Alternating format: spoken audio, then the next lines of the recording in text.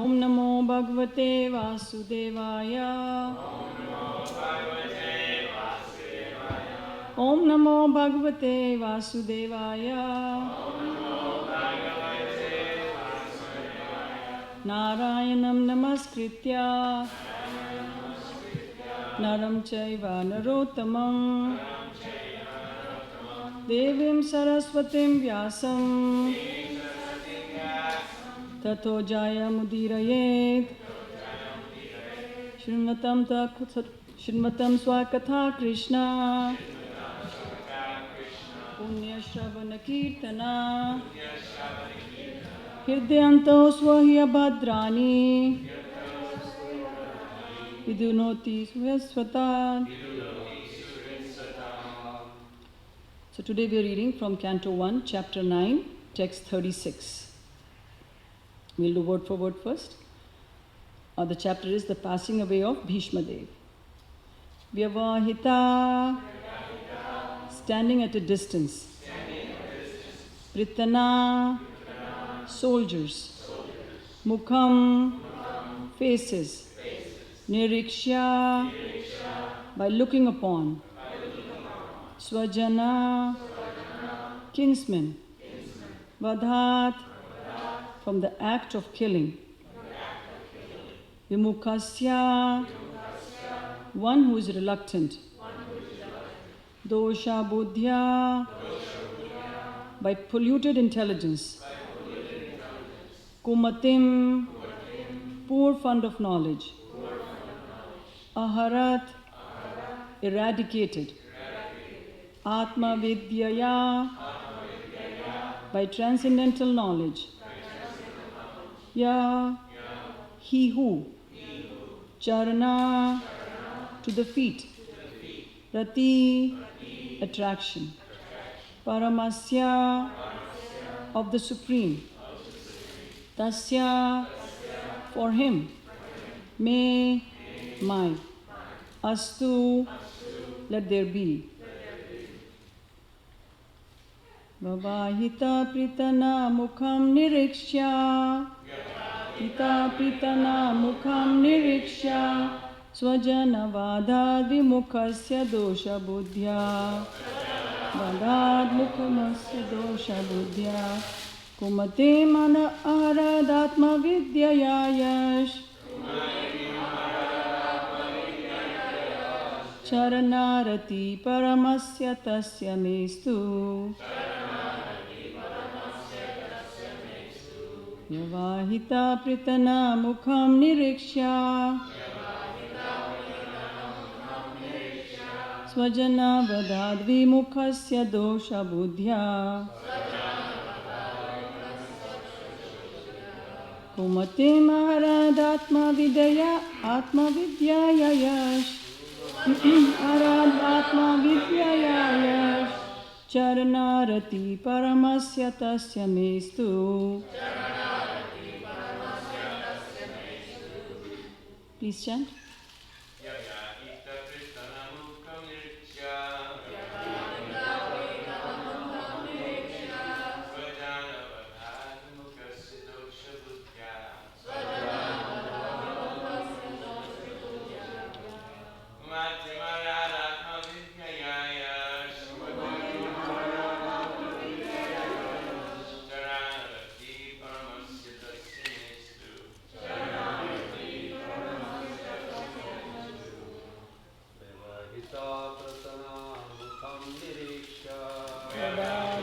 Pritana mukham nirikshya.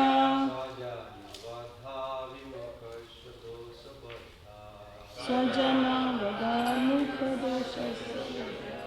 Kumati maharadatma vidyayasya. Kumati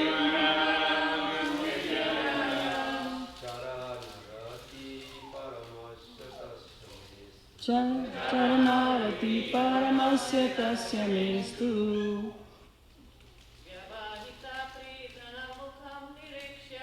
Yavahita pritana mukham nirikshya. Swajana vadad vimukhasya dosha buddhya. Kumate Naradatma Vidyayash Charanarati Paramasya Tasya Mestu. Right. Translation and purport by His Divine Grace A.C. Bhaktivedanta Swami Srila Prabhupada Ki Jai Ho. When Arjuna was seemingly polluted by ignorance, upon observing the soldiers and commanders before him on the battlefield, the Lord eradicated his ignorance by delivering transcendental knowledge. May his lotus feet always remain the object of my attraction. So as we know, Shri Bhishma Dev is speaking at this time, right before he's about to leave this material world, and he's praying to Krishna. And so this is almost the end, maybe 5 or 6 more prayers he will be saying. Purport. The kings and the commanders were to stand in front of the fighting soldiers. That was a system of actual fighting. The kings and commanders were not so-called presidents or ministers of defense as they are today. They would not stay home while the poor soldiers or mercenaries were fighting face to face. This may be the regulation of modern democracy, but when actual monarchy was prevailing, the monarchs were not cowards elected without consideration of qualification. As it was evident from the battlefield of Kurukshetra, all the executive heads of both parties like Drona, Bhishma, Arjuna and Duryodhan were not sleeping.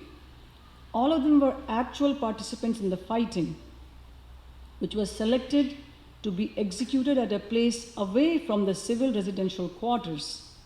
This means that the innocent citizens were immune from all effects of fighting between the rival royal parties. The citizens had no business in seeing what was going to happen during such fighting. They were to pay 1/4 of their income to the ruler, whether he be Arjuna or Duryodhan.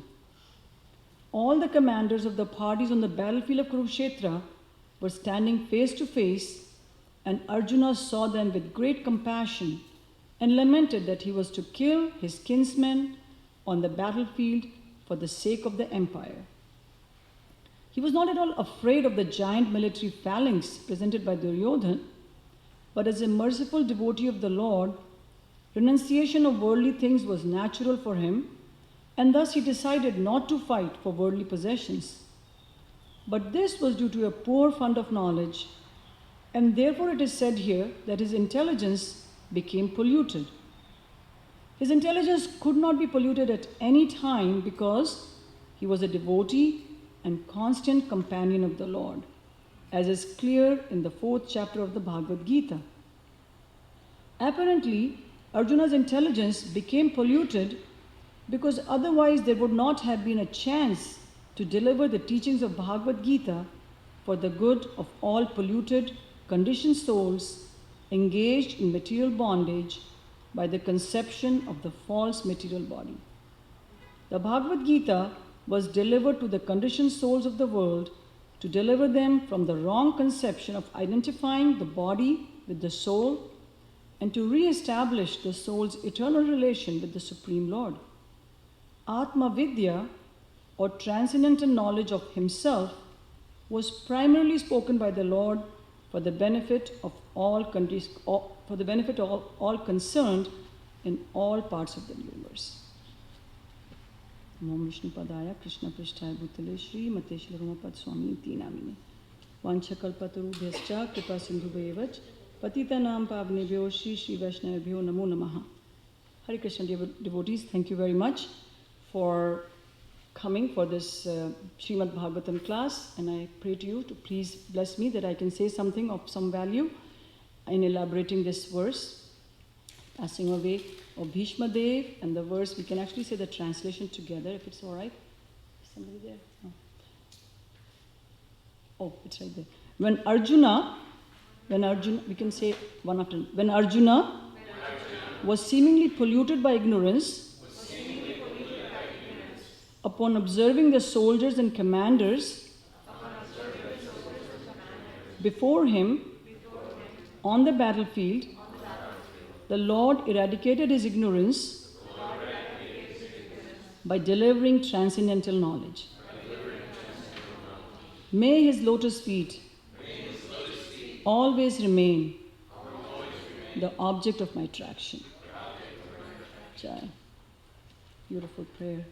And actually, as I'm wearing this beautiful garland, and there's tulsi manjaris, and they are so fragrant, it's really beautiful. Thank you, whoever made this garland, and thank you for offering. So, the first main point of this purport, in which Prabhupada says, the kings and the commanders were to stand in front of the fighting soldiers. So, nowadays, as we know, the kings, or there's no king for the most part, the presidents or the prime ministers, they're supposed to be like the commander-in-chief of the military, but what do? They maybe hide in a room somewhere. Like I remember when Osama bin Laden was being chased and they finally killed him, and the news came out that the president and his cabinet were sitting in a bunker somewhere in DC, and they were watching it on live stream. So that's what they were doing. They were like sitting somewhere far, far away. And actually today is, as you know, is Veterans Day, and that's why by Krishna's mercy I'm here, because it's a holiday for me.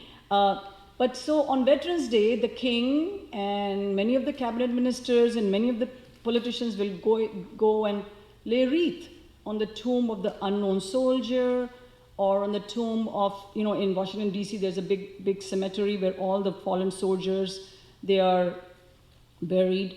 So they will lay a wreath.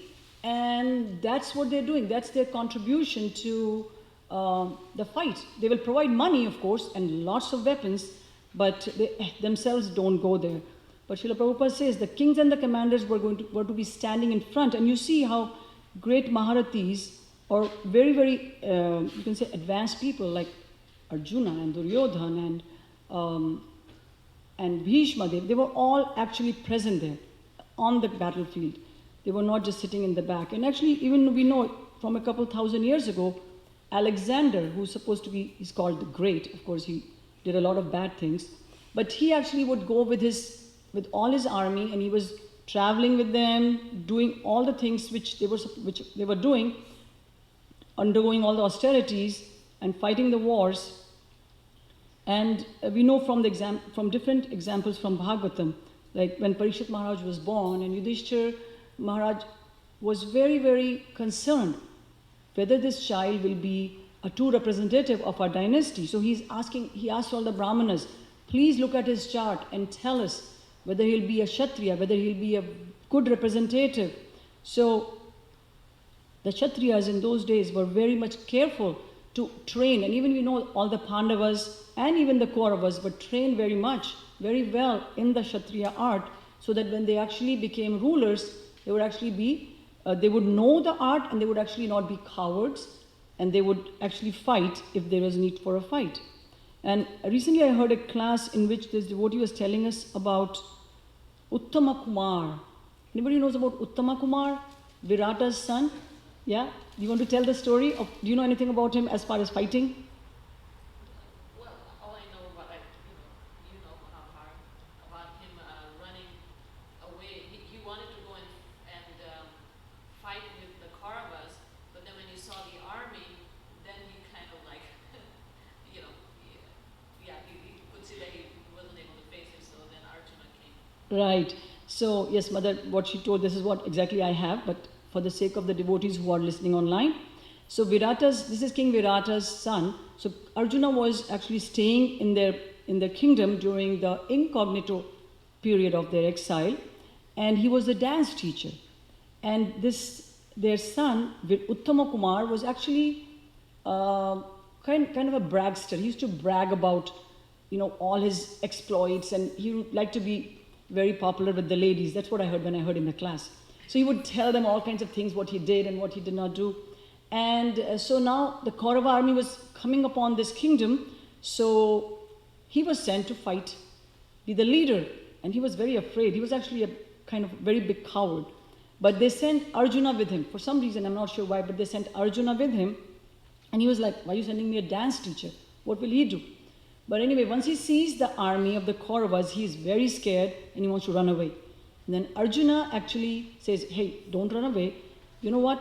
you go and find my bow and arrows are hidden in this tree. Go find them. Keep my secret. I'm Arjuna. I'll keep your secret that you were a coward and you wanted to run away. So Arjuna actually single-handedly defeated the entire Kaurava army, and actually in that army, Bhishma, Drona, they were all there. And actually Bhishma Dev was, when he saw the arrows and how the Kaurava army was being defeated, he could tell this has to be Arjuna.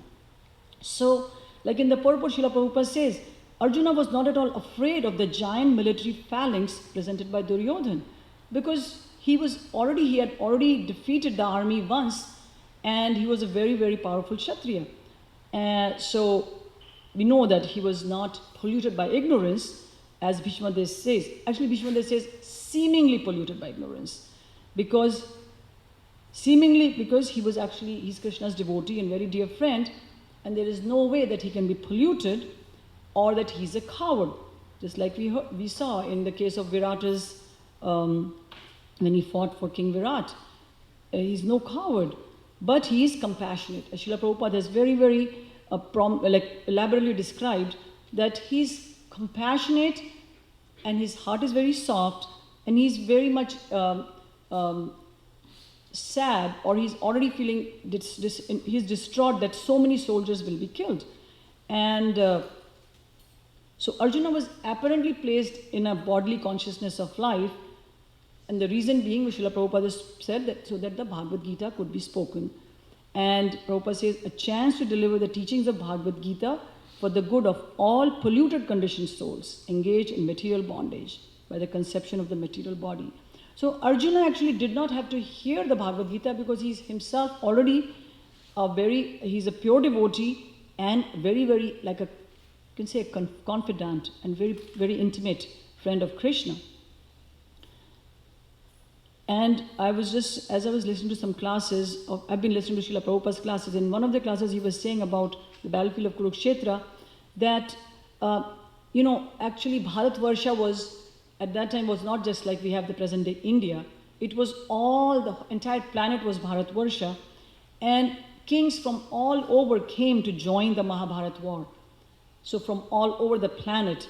And so some of them decided to join the Kurus, some decided to join the Pandavas. For whatever reason, they each must have their own reason. But the data shows that 64 crore men were killed in the Mahabharata, in Kurukshetra war, or in Mahabharat. And I know crore when growing up in India, but I had to check Google to see how many millions in 1 crore. So anybody knows how many millions in 1 crore? 10 million. 10 million. Thank you, Prabhuji. So 10 million in 1 crore. So if you do the math, 640 million people were killed on the battlefield of Kurukshetra. And a quick search showed me that US population in 2019 was 330 million. So you can imagine, double the population of the United States was killed in 18 days.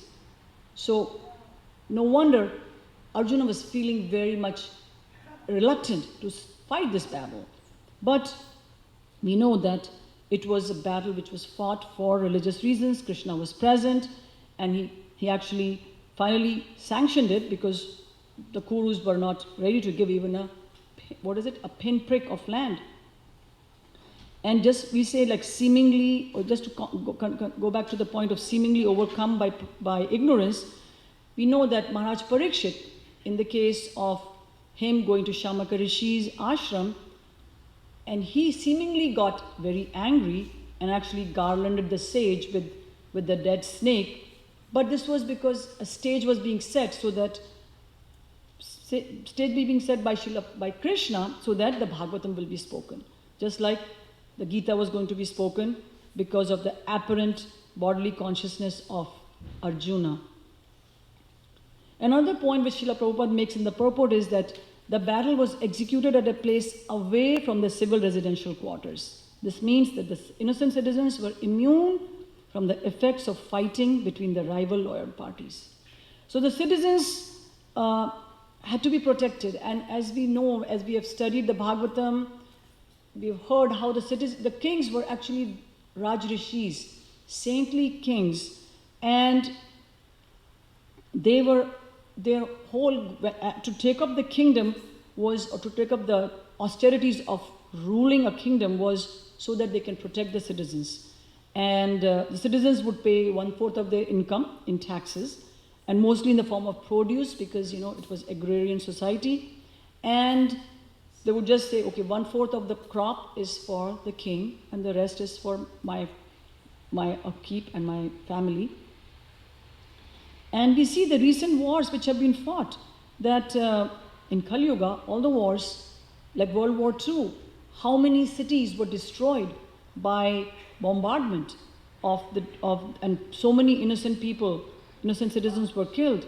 Or in retaliation, when the Allies dropped the atom bomb on Japan, Hiroshima and Nagasaki, we know thousands and thousands of people were killed, and many thousands were actually affected for many generations to come because of the radiation. So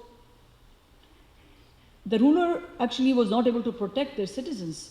And we have heard about Ram Rajya, when Lord Ram was the ruler, that the people did not have there was no glani, no anxiety, no jara, no vyadhi, no old age, no disease, and even Yamaraj had no power on the kingdom of Lord Ram, because people would die when they wanted to die, when they desired. So in a way we can see that Bhishma Dev, what he got, the benediction, actually in Lord Ram's rule, every person was like that. They could leave their body when they wanted.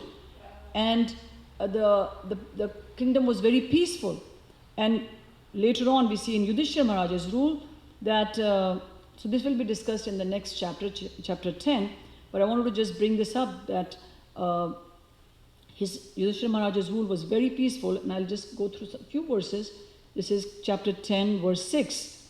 Due to the kings having no enemy, the living beings were not at any time disturbed by mental agonies, diseases, or excessive heat or cold. Think about it. How many people are in the mental health system nowadays? And we have COVID. We had the Spanish flu 100 years ago. Thousands and thousands of people died because of the diseases. And then we have a hurricane every other day. We have a hurricane coming in the south. Florida and Louisiana have had so many, Alabama have had so many hurricanes this season. So during King Yudhishthira's rule, there were no mental agonies, no diseases, and even the natural elements became cooperative. And Srila Prabhupada says in the purport that nature must become cooperative, because nature is another energy of the Supreme Personality of Godhead.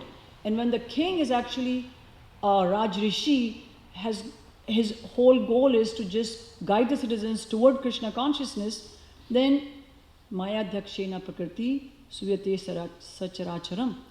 Because nature is working under Krishna, so nature will actually not bring disturbances on the people, on the citizens.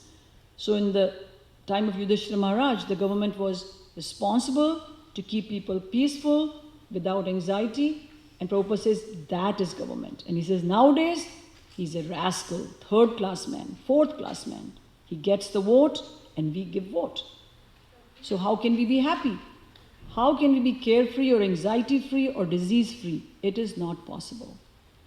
Therefore, if the people in general, they become Krishna conscious, they become trained up in Krishna consciousness, they understand the value of life, how to live, then they can send good representative, Krishna conscious man.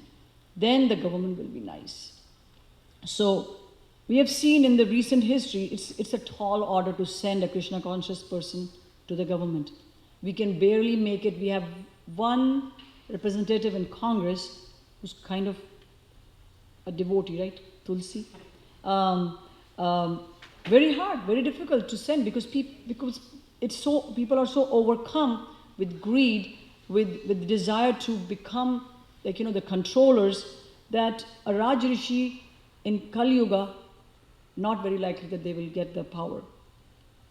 So there is one story about in the time of Lord Ramachandra, that one Brahman actually approached Lord Ram and said, my son died. How is it possible? In your rule, my son died before me.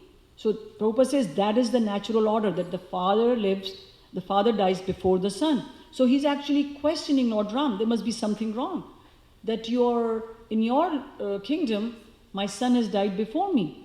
So that's how much the citizens expected the ruler to be so pious and so Krishna conscious that everything was in order. There was, like Prabhupada said, it must be systematic. So the king got some taxes, and the king also received the karmic activities of the citizens. So they wanted to make sure that the citizens are actually God conscious, Krishna conscious. So coming back to the point of Arjuna being polluted, I want to share some Brihad Bhagavatamrita quotes. I've been, during the pandemic, by the arrangement of COVID, I was able to read all of first volume with association of other devotees, and we're reading second volume of this Brihad Bhagavatamrita. So here, Narada Muni is going to different devotees and saying, you have received the mercy of the Lord the most. So when he comes to Hanuman, and Hanuman says, I'm nothing. And then he starts praising the Pandavas. So I wanted to just share some of the praise which Hanuman has heaped on the Pandavas, so that we can understand how the Pandavas are so elevated that there's no way that they can be polluted. So here is Hanumanji talking to Narada Muni. He says, all the mercy the Lord has shown me cannot equal even a speck of the mercy he has shown on the saintly Pandavas, any more than a molecule of earth can equal Mount Sumeru. And this is very good. I really like this. By sending poison and many other calamities, one after another, to trouble the Pandavas from their childhood, the Lord deliberately showed their determination, religion, fame, wisdom, devotion, and ecstatic love. So by actually sending all those calamities, Krishna is actually broadcasting their glories throughout the world, that my devotee actually never perishes. And my devotee is so, even though they are getting so many difficulties, they're still fixed up. And Hanuman continues, all the calamities that befell the Pandavas were most auspicious and desirable, because those calamities made the personality of Godhead anxious to join the Pandavas quickly. And in the commentary, Sanatana Goswami says that whenever Krishna heard the Pandavas were in danger, he would want to drop whatever he was doing and go at once to help them. How very, very fortunate. And now Hanuman, as he's speaking about the glories of Pandavas, he actually goes into like a trance.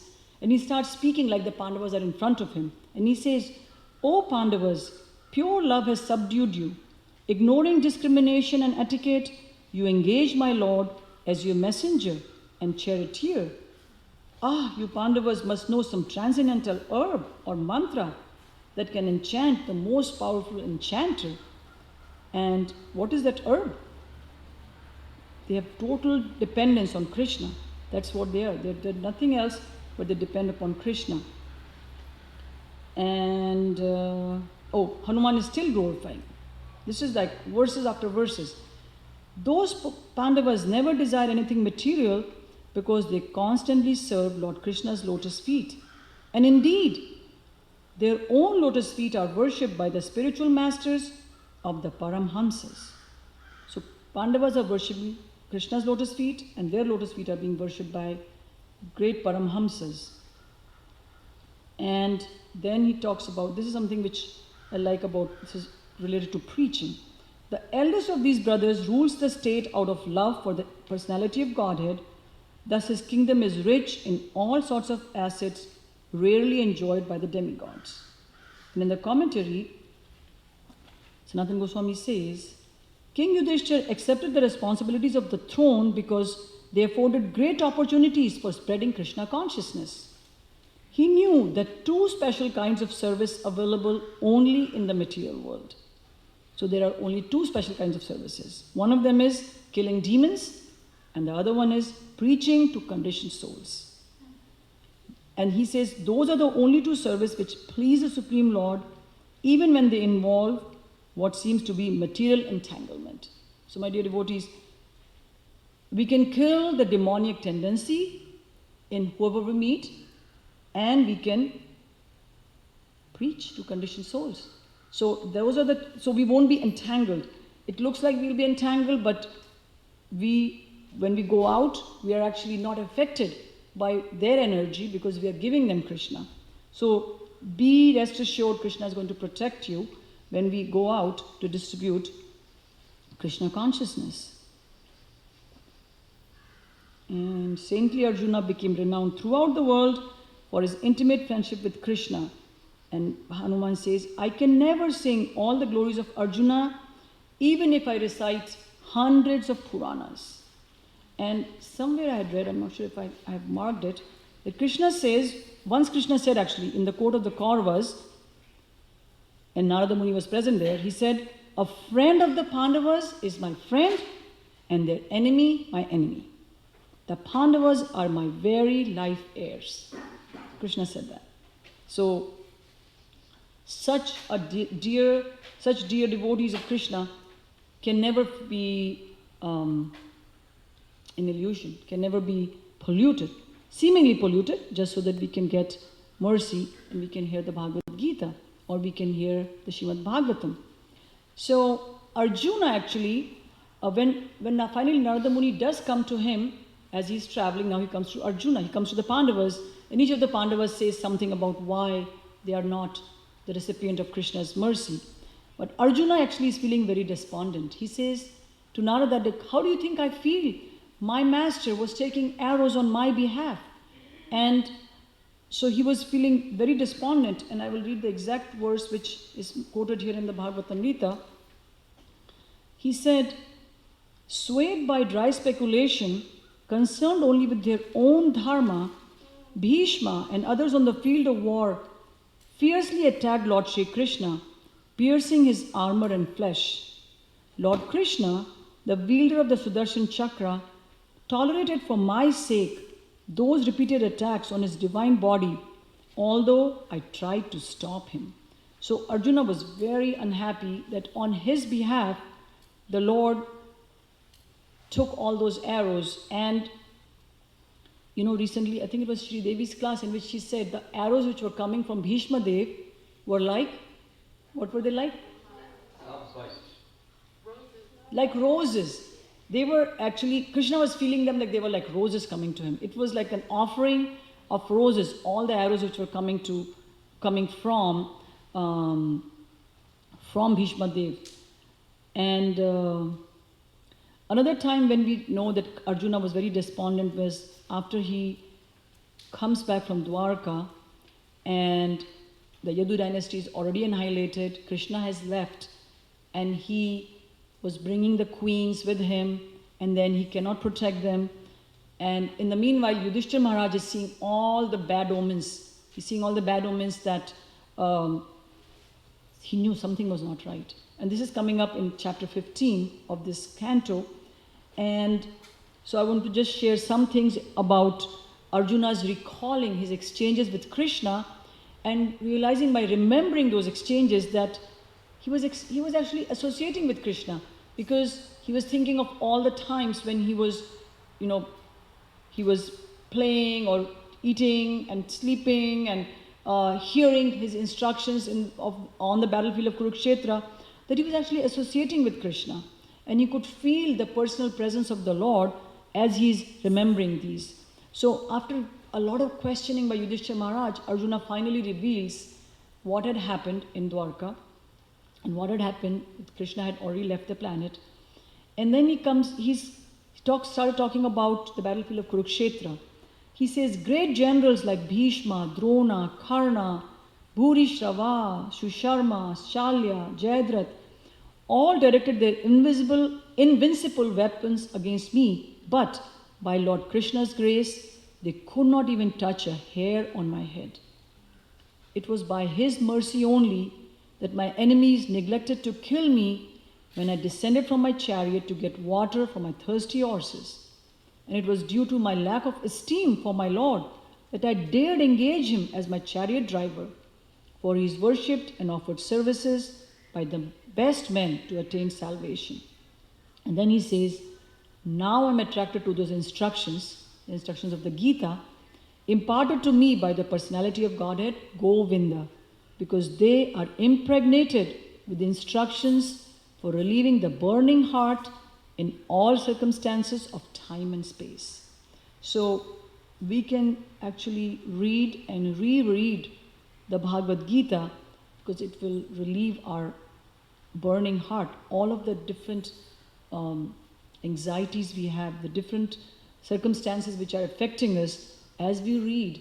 Like, this is such a big blow to Arjuna that Krishna has actually left the planet, but he's saying by remembering those instructions, he's actually feeling so much relief.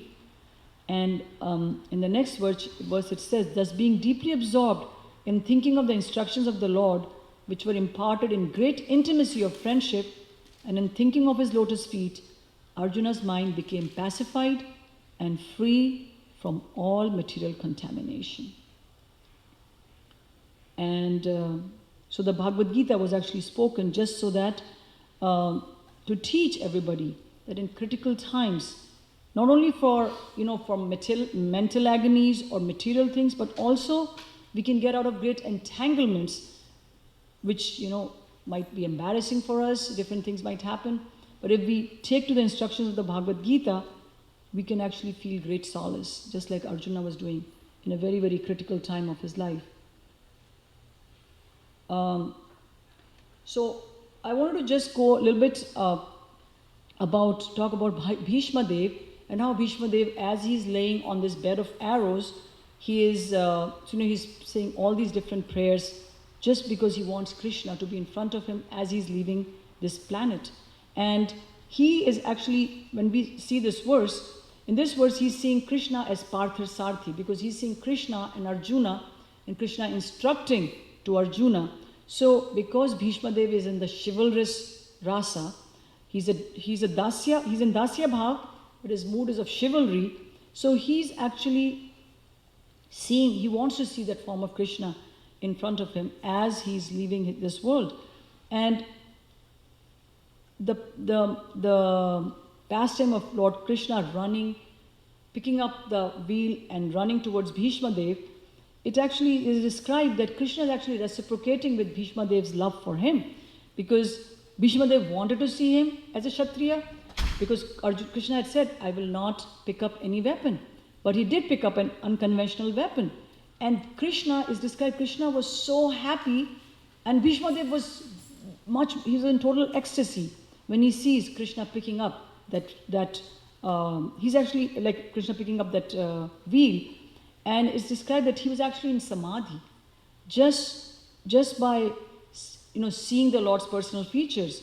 So, and as he's laying on the shaya or the bed of arrows, so it's not that Bhishma Dev is going through yam, niyam, asan, dharan. No, he's just focused on the Lord and his lotus feet, and he's remembering the personal pastimes of the Lord. So what we can take is that we must approach the Lord's lotus feet very much like Bhishma Dev is doing. What he's showing us, that he sees Krishna as his worshipful Lord, actually before Battle of Kurukshetra, during and afterwards. He's seeing the Lord as his worshipful Lord. Like blood is coming out of Krishna's wounds, but as we heard that Krishna's body is not material, so those wounds were not actually hurting him, but those wounds were giving pleasure to Bhishma Dev, and Krishna was experiencing a lot of pleasure. Immense happiness, it says. Krishna feels immense happiness on this exchange with Bhishma. And another place I read was that Bhishma was actually very happy that he was on the side of the Kauravas, because he could see Krishna's lotus face, whereas Arjuna could only see his back. So Bhishma was actually in ecstasy that he could see Krishna face to face. As we hear of Bhishma Dev's passing and been reading for quite a number of days, we must all be remembering Chaitanya Charitamrita and the passing of, whose passing do we remember when we? Haridas Thakur.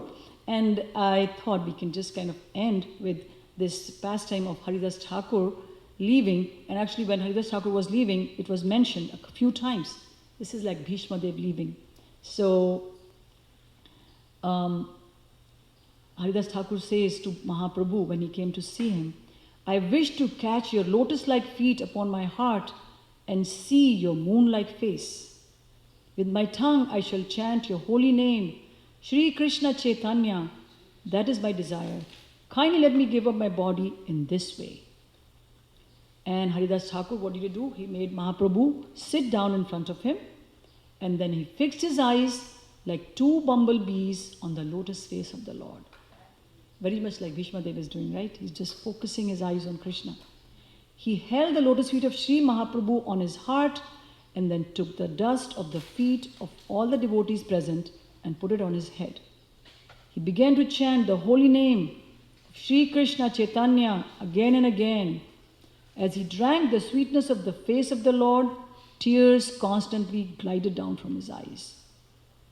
While chanting the holy name of Sri Krishna Chaitanya, he gave up his air of life and left his body. Seeing the wonderful death of Haridas Thakur by his own will, which was just like a great mystic yogi, everyone remembered the passing away of Bhishma Dev. And later on, so Mahaprabhu actually picked up the body of Haridas Thakur and he danced and danced and danced in great ecstasy. And then he took the body of Haridas Thakur and went to the ocean. And he said, from this day on, this sea has become a great pilgrimage site. So that would be considered, that would be the Indian Ocean, right? Or the Bay of Bengal. On that side is the Bay of Bengal. That's where he bathed Haridas Thakur. So it's become a great pilgrimage site. Everyone drank the water that had touched the lotus feet of Haridas Thakur, and they smeared remnants of Lord Jagannath's sandalwood pulp over Haridas Thakur's body. So I remember when I went to Jagannath Puri, and it was a very short visit, but I remember going to the ocean and I was thinking about this. And that Haridas Thakur was actually, his body was in that ocean, and Mahaprabhu was actually saying that this has become a great pilgrimage site. So if you do get to go there, please take a dip, and it's actually as good as taking bath in the Ganges, and take a sip. Although the water is salty, but it is Chanamrita, Haridas Thakur, because his body touched. Simply by his will, Haridas Thakur gave up his life, and exactly like Bhishma, previously died simply by his own desire. So, how we are performing our devotional service at the time of death, that will determine where we are going. So we have to be every day, that's how I see myself, that every day, who knows which day will be my last. So we can take this upon ourselves, that how am I performing my devotional service? Like it was read this morning, we can take an inventory from last Ekadashi to this Ekadashi. Have I made any advancement? Have I made any changes in my you can say, rigmarole life to make a little bit of advancement in my Krishna consciousness? It's very important to take note of that, because yam yam vapi smaran bhavam tejati ante kalevaram. Whatever state of mind or whatever state of being we remember at the time of death, in the next life we'll attain that without fail. So we know that great like Bhishma Dev or Prithu Maharaj, how they actually gained the lotus feet of Krishna. They went back to Godhead, and then we know the pastime of Bharat Maharaj, who became a deer, or King Puranjan, who actually became a woman because he was too attached to his wife as he was leaving his body. So we can make ourselves, our take-home message is that we meditate on the Supreme Lord, meditate on his activities, his pastimes. But the most important thing is we concentrate on Nam Prabhu. We concentrate on chanting the holy name, and the Lord's roop, the Lord's form will unfold. His guna, his guna will unfold in front of us, his form of Krishna, and his Leela will unfold in front of us. We don't have to make any extraneous endeavors that, oh, now I'm going to meditate and I should see Krishna giving the instruction to Arjuna. No, it will, as our chanting is becoming more and more purified, those things, Rupa, Guna, Leela, will automatically manifest. And Prabhupada actually says that is the factual perfection of chanting. So I'll stop now and I will just read the verse again. And if anybody has any questions, please ask. When Arjuna was seemingly polluted by ignorance upon observing the soldiers and commanders before him on the battlefield, the Lord eradicated his ignorance by delivering transcendental knowledge. May his lotus feet always remain the object of my attraction. Hare Krishna. Does anybody have any questions or comments? Nice class. Thank you. Mother Nandini Kishori, you have a question?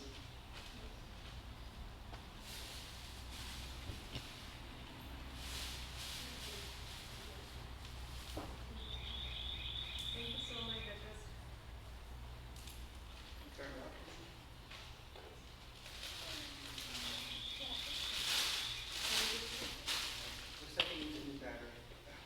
Oh, Krishna. Thank you so much for such a wonderful class. I don't know how long it takes for you to prepare. I just want to ask you, it seemed like you didn't finish the pastime of Lord Ram. Why did that happen, that somebody's son died? Before the father? Yeah. You know, I'm confused between two pastimes. Because it's What- Krishna's time, Arjuna, and they went to... Right, they went to get the sons from there because Lord Vishnu had taken them because he wanted to see Krishna. So Lord Vishnu said, all the sons are here. But that was during the pastime in Dwarka. So I'm not sure in the case of Lord Ram, anybody knows why the sons died? Why the son of the Brahmana died? Is there a reason for it? I'm not sure. Anybody knows? The son was dying before the father in Lord Ram's kingdom. I didn't really come across that description so I'm not really sure. Anybody else has any question? Thank you, Mother Nandini Kishori. Prabhuji. He has the microphone actually for you. Thank you, Mataji, for a very nice class. So my question is, and it's more like some philosophical thought. And I've heard that 640 million people died. 640 million is really huge number. Passing 640 million people from a city in 18 days, just passing is not possible, logically not possible. Forget about coming and fighting and somebody has to remove their bodies and do funeral and cremation and all that. So my question is, how do you suppress your intelligence while discussing these thoughts? So as I said, it's more like a philosophical thing. So your intelligence will say, oh, it's not possible, it's not possible. But how would you convince that no, it's possible and it happened, just listen what your acharya says or book says. So that's my Actually, that's a good point you're bringing up. And as you were saying this, I was reminded of the story of the cobbler. You know the story of the cobbler? Cobbler? The cobbler, the jutawala, mochi, the one who makes shoes. So I'm not sure I know the story of that. The cobbler was so that Narada Muni comes and he's going to different people, right? He goes to the Brahmana and he says 3 people he goes to, right?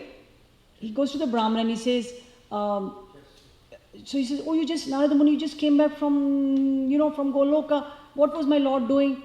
And he says that he was actually threading an elephant through the needle. In a needle. He was threading the elephant through in a needle. And the Brahmana is like, huh? How's it possible? No way. And then he goes to another person and there were some elevated people. I can't remember who they were. Durvasa Muni? 2 only. And just the Brahman. And then the cobbler, when he comes to the cobbler, and when he tells the cobbler that, the cobbler is like, oh, he was so happy. The Narada Muni was telling in this pastime of the Lord, my Lord is so wonderful. What is impossible for him? Putting a needle and threading an elephant through the needle is totally not impossible for my Lord because my Lord can do amazing feats. So it's possible. So when you're asking me the question, all I can say is that faith. We have that, like you don't have to turn off your intelligence. You have your intelligence on Krishna's lotus feet, and you can have that understanding that it's achintya bheda. It's like inconceivable. It is inconceivable, and it can happen. It can happen. And as we hear that there are people from all over the world who are coming, who are there, and actually at the end it's described that there was the funeral ceremonies were happening at the end. So maybe, I've not actually read the Mahabharata, but those who have read the Mahabharata, maybe they have read that the bodies were being put on the side. I'm not sure. But there was a lot of manpower. People were doing all these things to keep on, like even in our little pygmy wars like World War II, there were people who would come and they would move the bodies because there were hundreds and hundreds of people who were dying on it, sometimes within a day. So that kind of manpower was there to do the things. And in the case of the Kurukshetra war, only from sunrise to sunset. After that, they were friends. They were actually talking, and Krishna actually, they took all of the arrows, right, from Bhishma Dev, which were meant to kill the Pandavas. So after the battle, after the sunset, there was no fighting. So maybe at that time they were clearing away the battlefield. I'm just speculating. If anybody has read the Mahabharata, maybe they can share that. But yeah, Prabhuji, we don't have to turn off our intelligence. We have to just say, we have to just see it as an inconceivable pastimes of the Lord. And those things can happen. We have got a very pygmy, small little intelligence. What can we understand with our intelligence? That's the way I see it, Prabhuji. Thank you. Hare Krishna. One thing I'd like to add to that is that with our intelligence, we can understand that there's some things we don't understand. Right, that was a good one. Thank you. Hare Krishna. I mean, even in this world, we can see so many things happen, and we're like, how did that happen? How could that happen? How could that happen? But it has happened. And so we can say, okay, it happened, so it happened. And we don't have to worry and spend time and energy. You just say, I'm going to chant Hare Krishna, and I'm going to just focus on that, and whatever happens, happens, right? So who would have said last year at this time that 200,000 people would be dead in our country? Or I don't know how many hundreds of thousands could be dead in the world. But then when you read the Battle of Kurukshetra, it's like 640 million people died in 18 days. It is possible so many people will die. And actually, recently I was hearing something and I thought of this, that the burden of the earth, Krishna removes the burden of the earth sometimes. The material energy takes away the burden of the earth. So the burden of the earth is slowly being removed. And this could be one way that the burden of the earth is removed, that there is pestilence. And, I was listening to the pastime of the Yadus leaving. And the Yadus are so powerful that nobody could kill them because they are so powerful. And Krishna didn't want them to become too powerful after he left, and that they would start thinking that, we are all in all, nobody can defeat us. So it was so arranged by the Lord, the will of the Lord, that they fought amongst each other because only they could actually annihilate each other. So during that time I was thinking about the burden of the earth and how these kind of pestilences are way to reduce the burden of the earth. Nandini Kishore, you had another question? I would like to add on that. Yes, Prabhuji. In a morning walk, one devotee asked Prabhupada, how is that Ugrasen, Maharaj Ugrasen had a quadrillion. Do you know quadrillion? Bodyguard. 10 raised to the power of 10 or 14? Quadrillion bodyguard. Wow. So obviously, and then Prabhupada turned back, he says, with your puny brain, you can never estimate. He said, Jiva Goswami Pad says, we must accept achinta with Krishna, otherwise we will never understand, we will be deprived. That's why I like that comment. The highest achievement of intelligence is that our intelligence can never actually understand Krishna. It is only by bhakti we can understand, not by intelligence. Jai. Bhaktosmi. Bhaktosmi. Mother Nandini Kishore had another comment or question.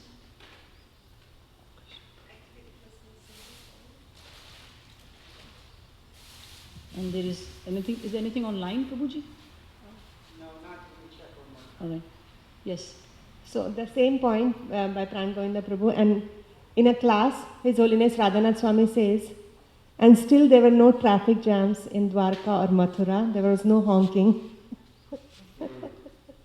So it was still running so smooth. The modern systems are absent, and that's kind of a benediction for Right. population.